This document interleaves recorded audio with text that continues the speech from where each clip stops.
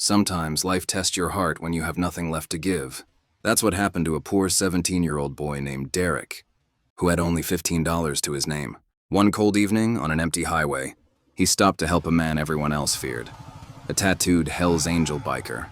Stranded beside his roaring Harley, Derek had no idea that his small act of kindness would soon bring a thunder of motorcycles to his broken doorstep and a gift that would rewrite his destiny forever. The city lights of Atlanta flickered in the distance as Derek walked home, his shoes worn thin, his stomach growling. $15, and that was all he had after. Working 2 part-time shifts and skipping lunch to save money for his mother's medicine. His mother's cough had worsened, and the pharmacy bill was exactly $21. He promised her he'd find a way. "Don't worry, Ma," he had said, forcing a smile. "I got this." But deep down he knew he didn't. The winter wind bit his skin. As he walked along the dim road that led to their run-down apartment, the streetlights buzzed overhead, casting long shadows. He could already picture his mom waiting by the window, frail, hopeful, and tired. Then he heard it, a loud bang, followed by the rough growl of a motorcycle engine sputtering to silence. Up ahead, a huge man in a leather jacket stood by a massive Harley-Davidson, kicking at the rear tire. The man's beard was thick and gray, his arms covered in flames and skull tattoos. The back of his jacket read Hell's Angels. Derek froze. Everyone in his neighborhood had heard the stories. Violent bikers, outlaws, troublemakers. You didn't talk to them. You avoided them. The man cursed under his breath, kicking the wheel again. The bike leaned dangerously. Derek wanted to walk away. It wasn't his problem. But then he saw the man's face twist in pain as he grabbed his leg. There was blood. Derek sighed, his conscience heavier than his fear. He walked closer. "Sir, you okay?" The biker looked up, surprised. "You don't want to mess with me, kid." "Looks like you're already messed up," Derek said quietly. "Need help?" The man chuckled darkly, then groaned again as he bent to look at the tire. "Blew out. Gas station's 3 miles that way." Derek looked down the dark road, 3 miles in the freezing cold. He hesitated, feeling the crumpled $15 bill in his pocket. Then he made a decision that would change everything. "I'll get you what you need," Derek said. "You just wait here." The biker stared at him, confused. "Why would you do that?" Derek shrugged. "Because someone should." The biker's eyes softened for a second, but he said nothing. Derek started walking, fast, determined. Each step hurt. He was about to spend the only money he had left. But somehow, helping that stranger felt more important than helping himself. He reached the station, bought a can of gas, and paid every cent he had, $15 gone. He carried the heavy can back, his hands trembling from cold and fatigue. When he reached the biker again, the man was sitting by the road, staring at the stars. "You came back," he muttered. Derek nodded. "Told you I would." The man blinked hard, almost as if he couldn't believe it. Nobody helps a Hell's Angel, not without wanting something. Derek smiled weakly. "Then I guess I'm nobody." And for the first time that night, the biker laughed, and a deep, genuine laugh that echoed into the cold. Derek didn't know it yet, but that laugh was the beginning of something extraordinary. The next morning, Derek woke to the same sound he always did. His mother's cough echoing through their small, creaky apartment. The walls were thin, the heater barely worked, and the smell of medicine mixed with damp wood. He looked at her lying on the old sofa, wrapped in a blanket. "Did you get the medicine, baby?" she asked softly, hope flickering in her tired eyes. Derek hesitated.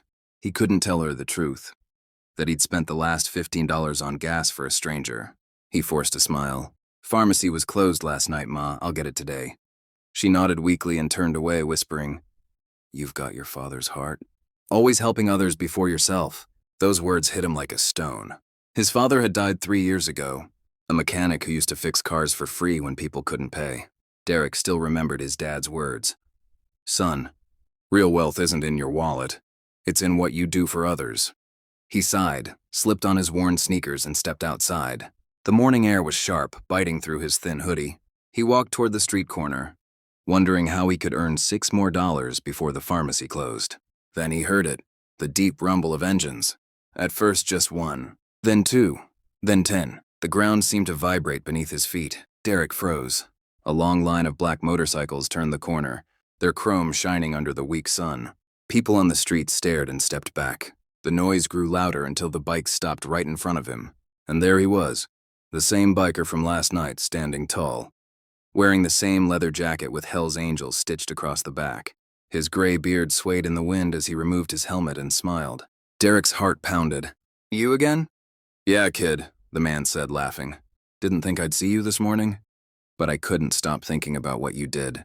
You didn't have to come back, Derek said quickly. It was nothing. Nothing? The man repeated, stepping closer. You walked 3 miles in the cold to help a stranger everyone else fears. You spent your last dollar on me. Derek looked down. Guess I'm bad at money management. The biker laughed again, but this time there was something softer in his tone. Name's Reed. They call me Iron Reed. Derek, he replied. Reed nodded. Well, Derek, my brothers wanted to meet the kid who made me believe people still got good in them. As if on cue, the other bikers removed their helmets.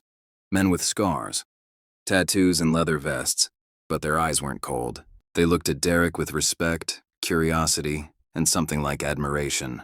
Reed reached into his jacket and pulled out a thick envelope. This is for you. Derek frowned. What's this? Call it interest, Reed said. For the gas money. Derek opened the envelope and froze. It was full of $100 bills. At least 20 of them. I can't take this, Derek stammered. That's too much! Reed crossed his arms. You earned it. You didn't help me for money, and that's why you deserve it. Tears welled in Derek's eyes. Sir, I don't even know you. Reed looked at him for a long moment. Maybe not, but I know you. You've got the heart this world forgot about. Before Derek could respond, the roar of 100 motorcycles filled the street again. People cheering, honking, waving. The Hells Angels didn't come to scare anyone that morning. They came for one reason only. To honor a boy who had done the impossible. But Derek had no idea. This was only the beginning of the miracle that would change his life forever. The street fell quiet after the roar of engines faded. Derek stood frozen, the envelope of money trembling in his hands. He'd never held that much cash in his life. Reed noticed the look on his face and smirked. You okay, kid? I just don't know what to say. Then don't, Reed said. Just don't forget what this means. Kindness always rides back around. Derek laughed nervously, unsure how to respond. The other bikers were still hanging around, chatting, laughing, smoking. One of them, a big man with a red beard named Tank, nudged Reed and whispered, Where's the kid live? Reed glanced at Derek. Mind if we walk you home? Just to make sure you're good. Derek hesitated. He didn't want them to see where he lived. The peeling paint, the broken steps, the kind of house that whispered struggle. But something in Reed's voice made it hard to say no. Sure, I guess. They started walking. The sight was surreal. A line of Hells Angels pushing their bikes slowly behind a thin, quiet boy in a torn hoodie. People peeked from their windows, whispering, afraid and curious all at once. After a few minutes, they reached Derek's apartment complex. Cracked bricks, half the windows taped with plastic, a mailbox hanging by one hinge. Reed's expression changed when he saw it. This where you live? He asked softly. Derek nodded. Yeah, just me and my mom. Reed's eyes flicked. To the window where a frail woman was trying to wave from behind a curtain.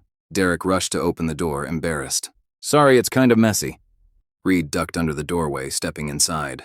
The small living room smelled faintly of cough syrup and hope. His mother looked up from the couch, startled by the sight of leather-clad bikers filling her home. Derek? She asked, her voice weak. What's going on?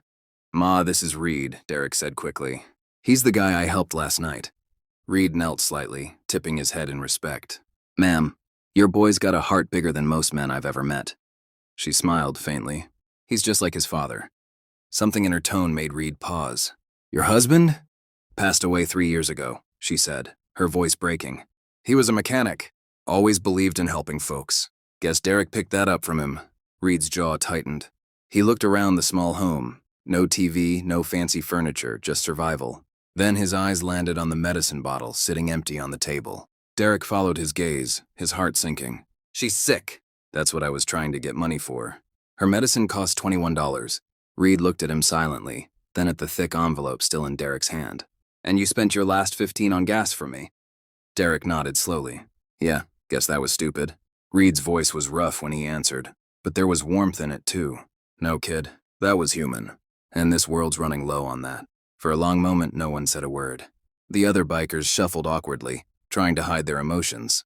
These were men used to bars, fights, and highways, not small homes filled with quiet pain. Then Reed said softly, You got a pharmacy around here? Down the block, Derek replied. Reed turned to his men. Tank, Razor, go get what she needs, everything. Don't ask the price. Two bikers nodded and left immediately, their boots echoing down the hallway. Derek's mother tried to protest. You don't have to. Reed cut her off gently. Ma'am, let us do this. You raised a good man. Least we can do is help him keep you around. Tears filled her eyes. Derek looked away, overwhelmed. As the sound of motorcycles faded again into the distance, Reed sat down on the old couch beside Derek and said quietly, You think this is the end of your story, kid? Nah, this is just the beginning. You'll see. Derek didn't know what he meant. But that night, as he held his mother's hand and heard the faint echo of engines far away, he couldn't help but feel that something big, something life-changing, was coming his way. The next day began quietly, at least for Derek. The sun peeked weakly through the dusty window, lighting up the cracks in the wall. His mom's breathing was softer now. The medicine the bikers brought had worked. For the first time in weeks, she slept peacefully. Derek sat beside her, still clutching the envelope of cash like a dream he was afraid to wake up from. He hadn't touched a single bill. Something about it felt sacred, like it wasn't just money but a promise. Then came the rumble again. This time it wasn't 10 bikes. It was dozens, maybe more. The whole block shook. Dogs barked. Curtains flew open. People stepped outside, whispering and pointing as over 100 Hell's Angels rolled into the narrow street. Derek's heart raced. What the? The leader, Reed, pulled up front and cut the engine. Behind him, the line of riders stretched as far as Derek could see, the air filled with the sound of boots, laughter, and the faint smell of gasoline and leather. Reed grinned. Told you it was just the beginning. What's going on? Derek asked, stepping outside. Reed held up a phone. Remember Tank, the big red-bearded guy? Yeah.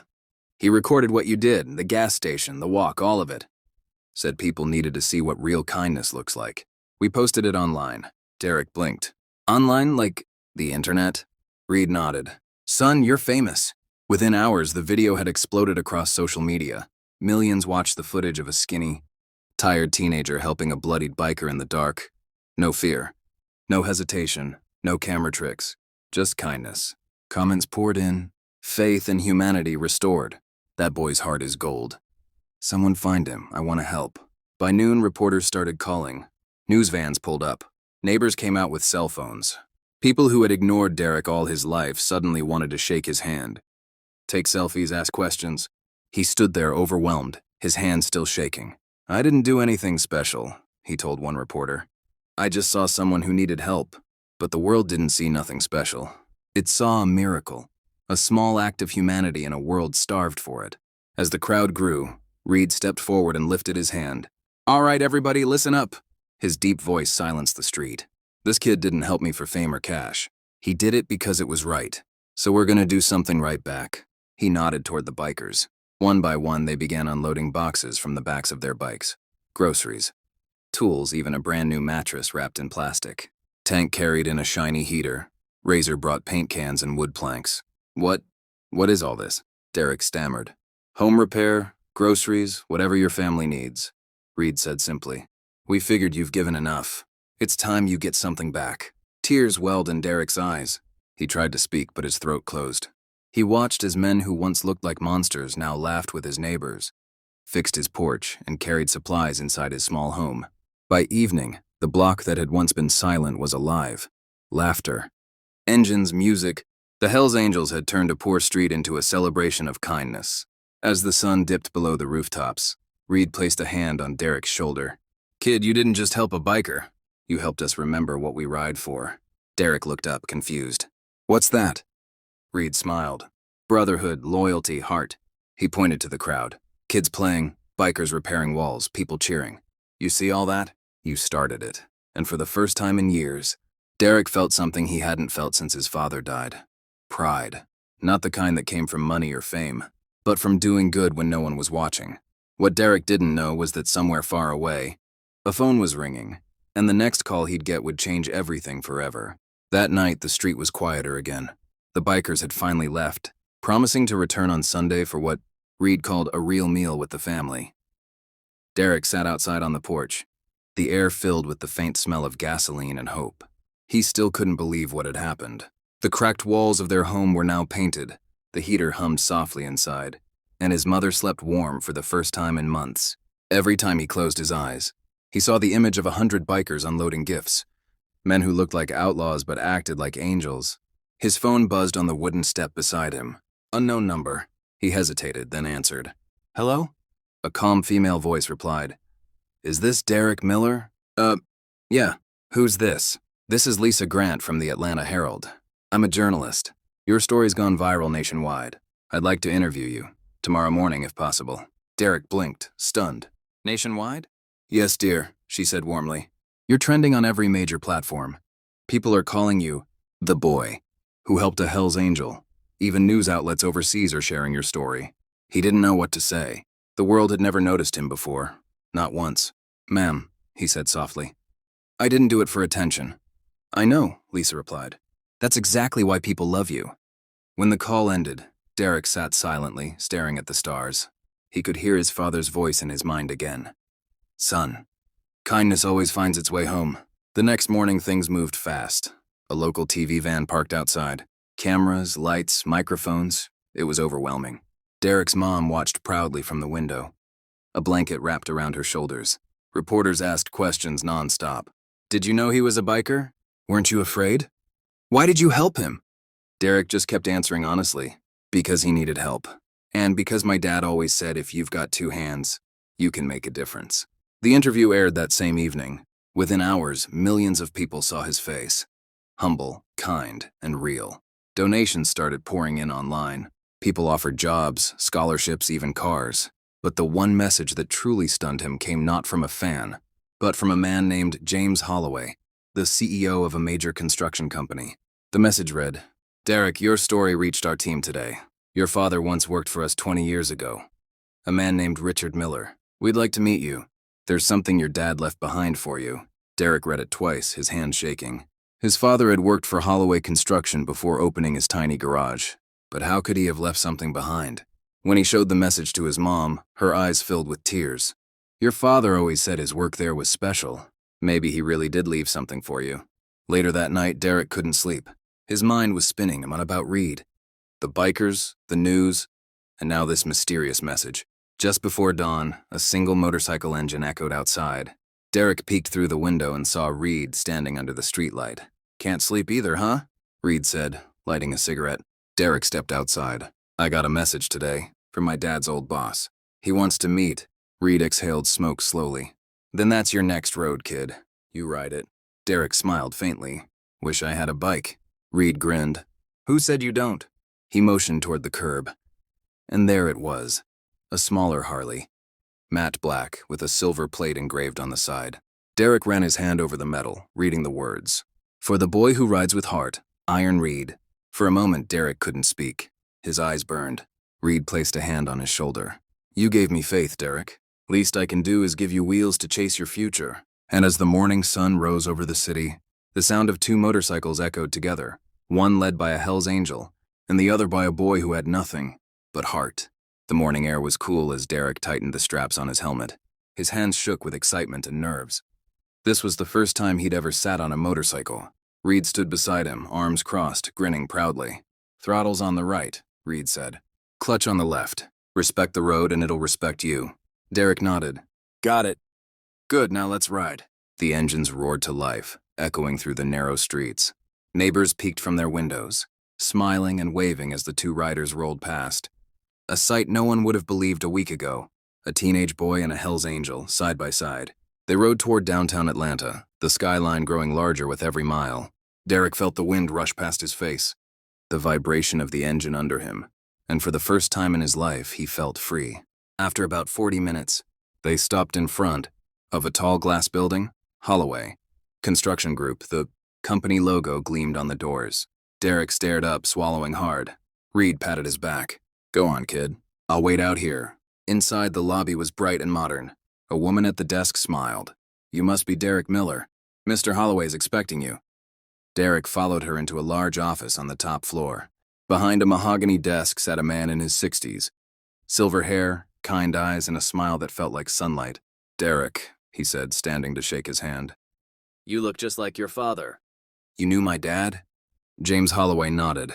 He was one of my best engineers, honest, brilliant, and stubborn in the best way.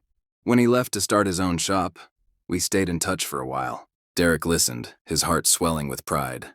He always talked about you, said you taught him that work should mean something. Holloway smiled faintly.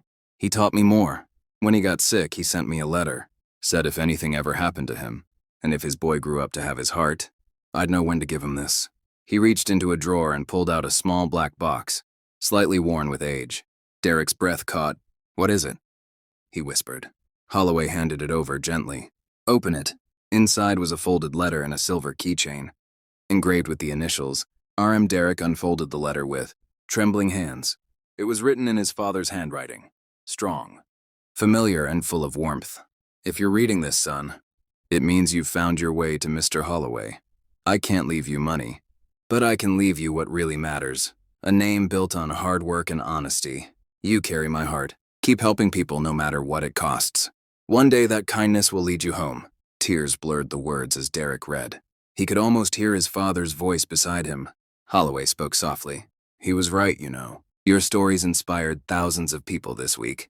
I saw that same fire in your father. Derek looked up. I just wanted to help someone. And you did, Holloway said. That's why I want to offer you something. A scholarship and a part-time job here. Engineering school, fully paid. Your father would have wanted you to build something great. Derek froze. You mean me? Work here? Holloway smiled. Not work. Learn, grow, and lead. You've already proven you've got what it takes. Derek didn't know whether to cry or laugh. He just nodded, whispering, Thank you, sir. As he left the office, clutching the letter and keychain, Reed was waiting by his bike. So? He asked. Derek wiped his eyes. My dad left me a key. Turns out it was the key to my future. Reed grinned wide. Told you, kid. You help one soul and the whole road opens up. They revved their engines and rode off into the sunlit streets. A man chasing redemption and a boy chasing his destiny. Neither of them knew that destiny wasn't done yet, because the biggest surprise, the one that would make the world stop and watch, was still on its way. A week later, Derek's face was everywhere. TV, newspapers, magazines, social media. The world couldn't get enough of the boy who helped a Hell's Angel. He wasn't just a kid from the broken side of town anymore. He was a symbol of hope, compassion, and courage. But fame, like fire, warms some hands and burns others. At first, it felt good. Letters came from strangers. Kids sent drawings of Derek standing next to a biker with angel wings. Reporters wanted more interviews, and companies offered sponsorships. People called him hero, inspiration, miracle boy. But soon, the noise grew too loud. Some said the story was fake. Others claimed he'd done it for attention. A few even twisted the truth online, calling Reed and his biker crew criminals pretending to be saints. Derek read the comments one night and felt his chest tighten. Why are they saying these things? He muttered. They don't even know us. Reed sat beside him on the porch, sipping coffee from a metal cup. Kid, the world's full of two kinds of people. Those who clap for goodness, and those who can't stand seeing it shine. But it hurts, Derek whispered. I just wanted to help. Reed nodded slowly. I know, but listen, you didn't do it for them. You did it because it was right. And truth don't need defending. It just needs time. Derek looked down, thinking about his father's letter. Keep helping people, no matter what it costs. He sighed. It's hard, Reed. Yeah, Reed said softly, looking at the night sky. Real kindness always is. The next day, Derek decided to do something that no one expected. Instead of another interview, he asked the local community center for permission to speak to the kids there. When he walked into the small hall, dozens of children from poor neighborhoods sat waiting, their eyes wide with excitement. They'd seen him on TV. To them, he was proof that someone like them could do something great. He stood at the front, nervous at first, then found his voice. You know, he said, I wasn't trying to be special. I just helped someone who needed it. And maybe that's all any of us need to do. Help one person. One act. It changes more than you think. The room went silent for a moment, then applause erupted. Some kids even cried. Reed watched from the back, his eyes shining behind his dark glasses. Later, as they walked out, Reed grinned. Guess you're a speaker now. Derek laughed. I'm just trying to be my dad's son. Kid, Reed said, slinging an arm over his shoulder. You're becoming more than that. You're becoming what this world forgot it could be. That night, back home, Derek's mom hugged him tightly. Your father would be so proud, baby, she whispered. He always said your heart would lead you far. Derek smiled, holding the keychain with his dad's initials. Maybe it's just getting started. But far away, something unexpected was already happening. The viral video had reached someone even more powerful. Then James Holloway, someone who wanted to meet, the boy who reminded the world that kindness still existed. And that meeting would change not just Derek's life, but Reed's too. 2 weeks passed since Derek's speech at the community center. The city had moved on to new headlines, new heroes, but for Derek, life had just begun to settle into something peaceful. He'd started working part-time at Holloway Construction, spending his evenings at home helping his mom and his weekends riding with Reed and the bikers. They weren't just friends anymore, they were family. But on a rainy Thursday morning, everything changed again. Derek's phone buzzed with a message from an unknown number. "Mr. Miller, this is Charles Vanden, founder of Hearts United Foundation. We've been following your story. I'd like to meet you, and your friend Reed, this Saturday. It's important." Derek read it twice. "Reed," he said, holding out his phone. "You ever heard of this guy?" Reed looked at the name, his face hardening. "Yeah," he said after a moment. "A long time ago." "Who is he?" Reed took a deep breath. "Let's just say he's one of the richest men in the country. Used to be one of us too." Derek's eyes widened. "A biker?" Reed nodded slowly. "Before he put on suits and started his empire.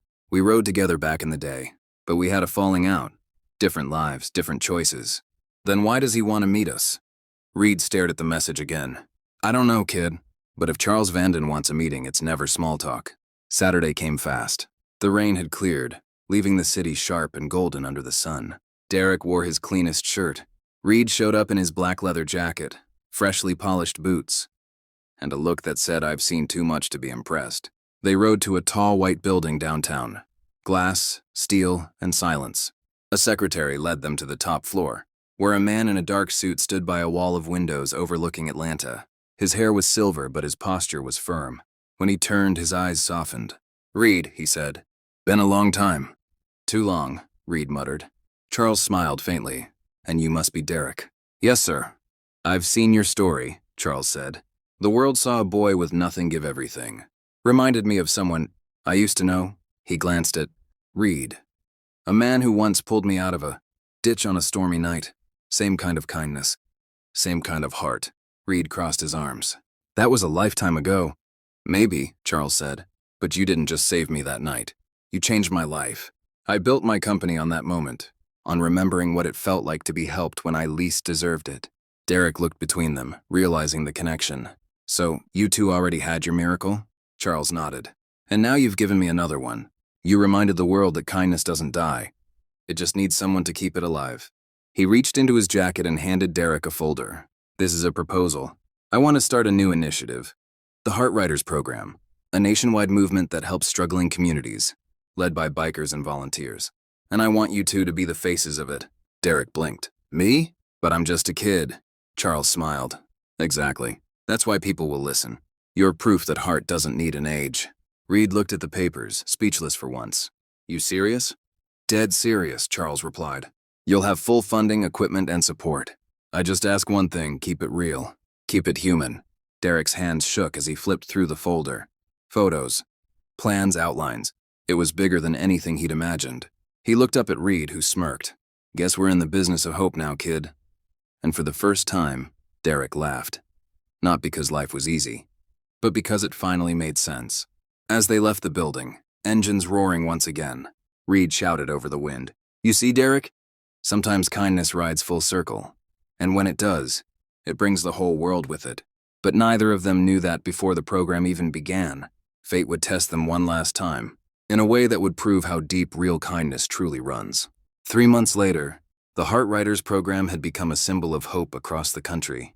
Bikers with angel patches rode into forgotten towns, fixing homes, feeding families, and helping veterans. The media called it a kindness revolution on 2 wheels. And at the heart of it stood Derek, no longer the quiet boy from a poor neighborhood, but a young man carrying a message that reached millions. Reed rode beside him everywhere they went, proud and protective, watching the boy he once helped turn into a leader. But life has a cruel way of testing the things it admires most. That test came one rainy night on a highway outside Nashville. The Heart Riders had just finished delivering food to flood victims. The storm was fierce, the sky rumbling like an angry drum. The group was riding back when they saw a truck overturned at the side of the road, its engine smoking. Without hesitation, Derek yelled, "We have to help them!" and swerved off the road. Reed followed instantly. "Kid, be careful." They ran through the rain. A family was trapped inside. The driver unconscious, 2 kids crying in the back seat. Reed smashed the window with his jacket wrapped around his arm. Derek pulled one child free, coughing from the smoke. The second one was stuck. "Go!" Reed shouted. "Get them back." But Derek wouldn't leave. "I'm not leaving without the driver." Flames licked the side of the truck now, heat pressing against their faces. Reed climbed inside from the other side, dragging the man halfway out. But a sudden explosion threw them both backward. "Reed!" Derek screamed.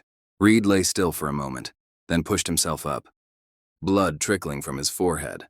"Kid, get them out!" Derek grabbed the last child and stumbled away from the burning truck, his lungs burning. Just as he turned back, Reed was still there, trying to pull the driver the rest of the way. Derek ran toward him, but before he could reach, another blast ripped through the wreckage, lighting up the night. The shockwave knocked Derek off his feet. When he opened his eyes, the truck was a wall of fire.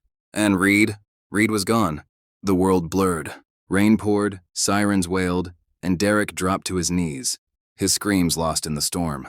Hours later, firefighters pulled Reed's body from the wreck. He had shielded the driver with his own, saving a life at the cost of his own. The news spread like wildfire. Hell's Angel dies saving family of 4. The next morning, a silent parade of over 3,000 bikers rode through the city in his honor, engines rumbling like a thunderous prayer. At the front was Derek, tears streaming down his face, carrying Reed's helmet in his hands. During the memorial, Charles Vanden placed a hand on his shoulder. He died doing what he loved most, helping. Some men live 100 years and never mean something. Reed meant everything. Derek could barely speak. "He was the best man I ever knew." Charles nodded. "Then make sure the world remembers him that way." That night, Derek sat by the window, the same way he had the day he met Reed. He held the old biker's patch in his palm, the one that said, "Ride with heart." He whispered, voice trembling, "I'll keep it going. Reed, I promise." Outside, thunder rolled softly, almost like an engine fading into the horizon. A year passed since the night Reed gave his life on that dark highway. The world had changed, and so had Derek. The Heart Riders program had spread across 20 states. Thousands of bikers, volunteers, and everyday people wore the same black patch with white wings, "Ride with Heart." But every time Derek stood on a stage or in front of a crowd, he still heard that rough, steady voice in his mind. "Kindness don't need applause. Kid, it just needs to keep moving." Reed's memorial statue now stood in the middle of Atlanta, a bronze figure of a biker kneeling beside a boy, one hand on the boy's shoulder, the other holding a helmet to the sky. Beneath it, engraved words read, "He rode for those who couldn't. He gave for those who wouldn't." Derek visited it every Sunday. He'd bring flowers, sit down, and talk, and like Reed could still hear him. "Hey, old man," he'd whisper with a smile. "We're up to 40 chapters now, can you believe it? Charles says we'll go international next year." He paused, his smile fading softly. "It's not the same without you, though." Sometimes he thought he heard the faint sound of an engine in the wind, like a ghostly hum reminding him he wasn't alone. One day, Charles Vanden called him to the headquarters. When Derek arrived, he found a brand new motorcycle in the center of the room. Sleek, black with white angel wings painted across the tank. A note sat on the seat. "For Derek, from your brother on the road ahead. Keep riding." Reed, tears filled his eyes. "How?" Charles smiled. "Reed ordered it months before he passed. Said it was for your birthday. Said you'd need a new set of wheels when the road got long." Derek ran his hand along the handlebars. He always thought ahead. "Good men do," Charles said quietly. "Now it's your turn to lead, Derek, to carry the fire he left behind." That evening, as the sun dipped low, Derek rode out onto the open road. The wind whipped against his jacket, his eyes fixed on the horizon. He rode past fields, cities, and bridges, places Reed had once shown him. Every mile felt like a heartbeat, every hum of the engine like a whisper from the past. When he reached the same old highway where they first met, he pulled over. The air was warm, golden with sunset. He closed his eyes and spoke into the silence. "Hey, Reed, I kept my promise. You started something that'll never die. You didn't just change my life, you changed the world." A gust of wind passed by, carrying a faint sound. The soft growl of a motorcycle engine fading into the distance. Derek smiled through his tears. "Ride easy, brother. I'll see you on the next road." Then he put on his helmet, twisted the throttle, and roared down the highway. The boy who once had nothing, now leading a legacy that would outlive them both. And somewhere in the wind, two engines rode side by side. One seen, one unseen, reminding the world that real kindness never stops. It just keeps riding.